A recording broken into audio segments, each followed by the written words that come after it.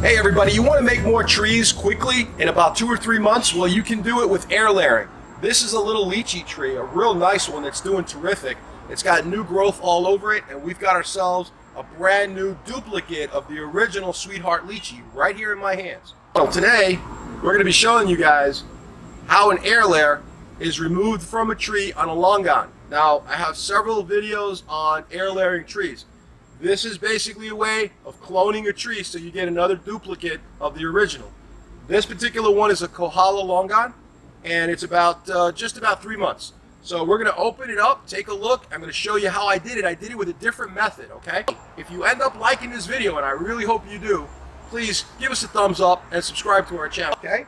Now, I want to show you guys something. This is part of the process of air layering, okay? And I'm going to open this up and show you what's happening. I also have a video here right above my hand that you can click on, and that's the entire step-by-step process of air layering a fruit tree. So I hope you'll check that out. But before we get started, I want you to notice something, okay? There's a lot of new growth right here, and there's a lot of new growth below the air layer.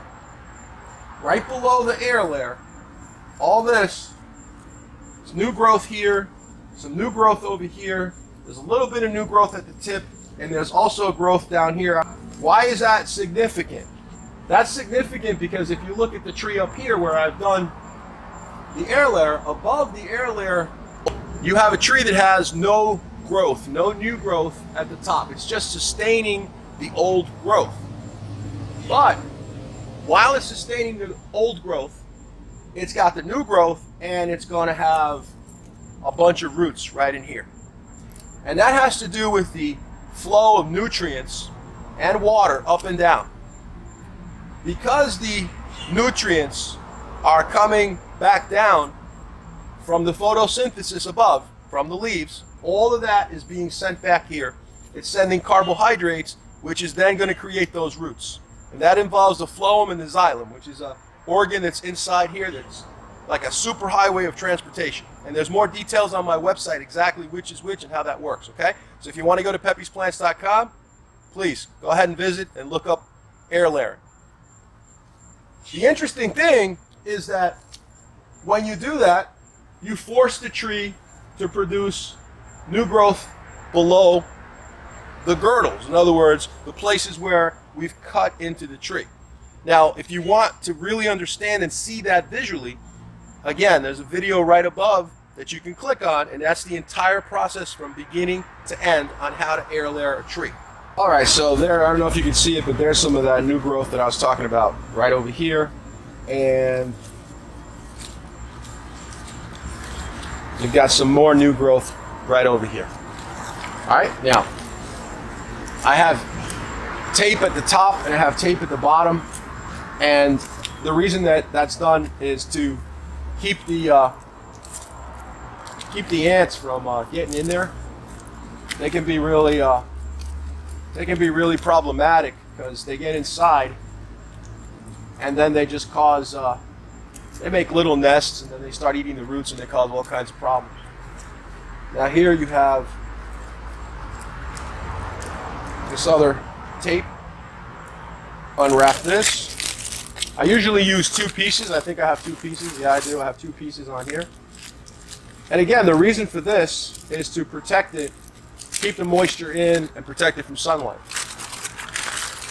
Now, I said I used a different method. The only thing that's different about this is that I used a Ziploc bag tied with some rope in order to secure it in place. So basically, it's a Ziploc bag. Again, if you want to see the video on the step-by-step process of air layering, I have a real good one on a lychee tree. Above me, I have that link, so you can watch that maybe and then come back to this if you prefer. Either way, you're still going to get a lot out of this, I'm pretty sure. All right, so here now, I'm going to probably have to cut this. So I'm going to come in here. Yeah, you don't know, I don't actually have to cut it because I put a little bit of a slip knot on the back. And then I can just slip it out. Okay, and then I have the rope kind of just pulled through the loop. And then now here, we're going to see what we have, okay? See how the roots look. Now, I already see a lot of nice roots, and what I'm going to do is, I don't want to damage it, so I'm going to cut through the bag completely.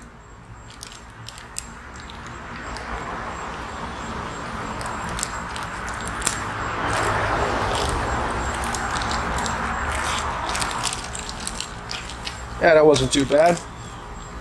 And instead of moving the camera, I think what I'm going to do is I'm going to turn the tree around.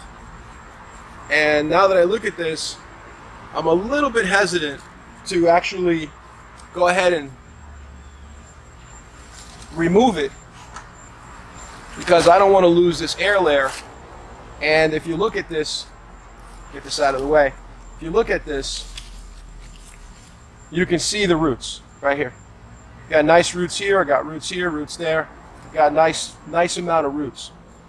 I'm gonna take a shot with this. I'm gonna go ahead and I'm gonna actually sever that and I'm gonna plant that because I want to take a shot at it simply because of the fact that it's a good learning experience.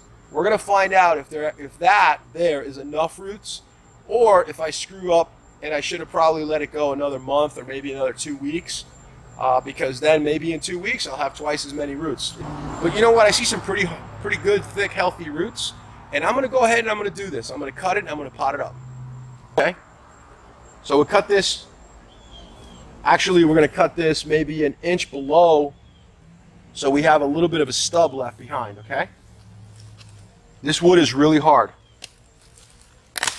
All right, so we've cut that off. And now you can get a better idea of the roots that we have. Pretty healthy looking roots. Now, but nothing on this side. They're in there, but they're underneath. And I usually don't like to do this until I see a lot of the roots on the outside of the sphagnum. Now, it's really important that I keep this moist, so I'm going to go ahead and I place this in the container below me to keep this from drying out.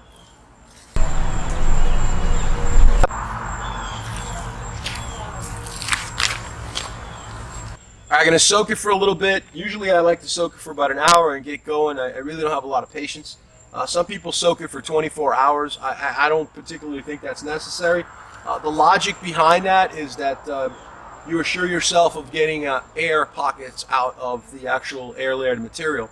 Another thing that people do, some people attempt to do, and they think it's a good idea, is to remove by rinsing away the sphagnum moss with the hose. I tried that. I didn't like it. I just don't like messing with it. So this tree not having as many roots as I normally would like to have it, I'm definitely not going to mess around with those roots. So disturb them in any way. So I'm going to let it soak and then I'm going to plant it in a container.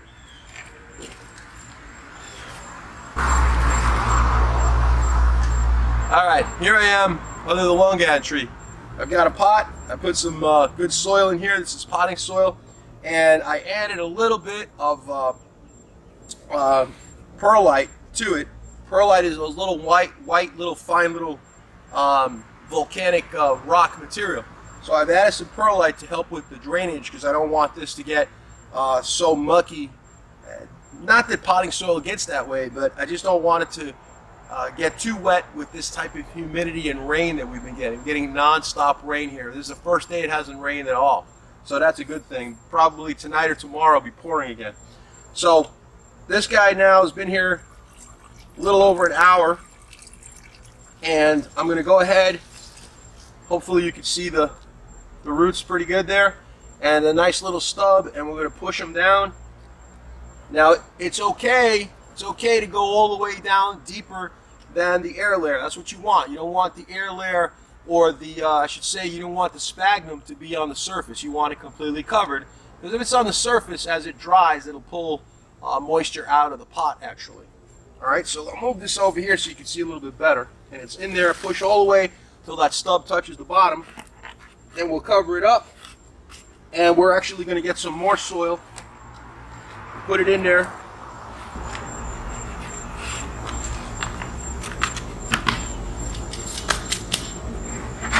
All right, so now that he's in the pot, we're going to make sure that we've got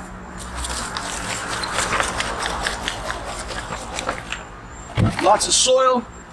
I'm going to push down. We're going to get a stick, put it in there so it doesn't fall over. We're going to move them over to a bright location, not full sun, just a bright location. So you want the soil to be just a little bit humid, not too wet, and then this way the roots will expand and go out and do a really good job of filling out. And then you're going to start noticing some really nice new flushes of growth. At that point, you know you're doing good and you got yourselves a nice longan tree. All right, so this is actually pretty cool. We've made another tree, okay, which is this guy right here. And we have created a more compact longan tree with a lot of new branching coming out, so I can kind of train this the way I want to train it. And this tree will produce fruit, and so will this tree down here. And these are really good Kohala, which is a Hawaiian variety.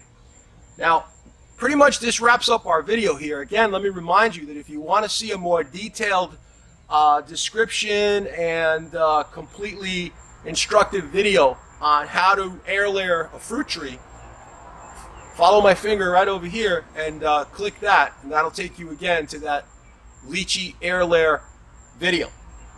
Everybody, thank you. Thank you so much for swinging by. I hope you enjoy what you see here on my channel. Appreciate the thumbs up, and the subscriptions are real nice to see. Hit the little bell as well so that you guys can stay updated on everything that's happening here.